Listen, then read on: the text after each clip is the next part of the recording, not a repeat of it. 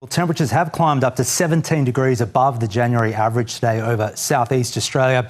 Here's some of the highest temperatures, and look, for many towns in southern New South Wales and inland South Australia, it has been the hottest day in about 6 to 7 years. So we've had maximums 48 degrees in Woodner, Whyalla and also Port Augusta. These temperatures are only a fraction of a degree in some cases off the all-time record. In southern New South Wales, Hay 46, Albury 43, and across the border we've had 47 in Walpeup, and Hopetown has hit a top of 46 degrees. Another feature of the weather today, though, is the atmosphere is unstable over Victoria, and that has led to some scattered showers and thunderstorms across the north and east of the state. Now, because it's so hot, most of the rain from these storms is actually evaporating before it hits the ground. But these storms are producing gusty winds and lightning strikes, which can, of course, ignite further bushfires.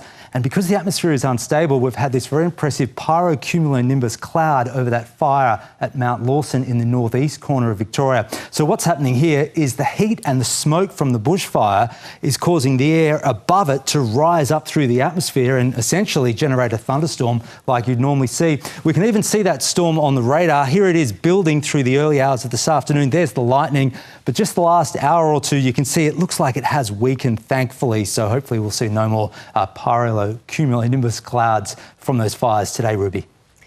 And Tom, for many areas, the hottest weather and the highest fire danger is still ahead. Take us through the next 24 hours. Yeah, it's certainly not over yet. So that heat wave, it is peaking sort of today, tomorrow through much of inland South Australia, Victoria, before it does finally shift towards the east this weekend. Here are the forecast winds and temperatures tomorrow. A key difference compared to today is these northwesterly winds, which is carrying the hot air south from the northern outback. They'll strengthen tomorrow. So today was cooler along the Victorian coastline, but tomorrow 40-degree plus temperatures will return to Melbourne and southern Victoria, still hitting the mid-40s through much of the southeast inland. But when you combine those hot temperatures with humidity down to 10% and strong winds, well, we're looking at elevated fire dangers.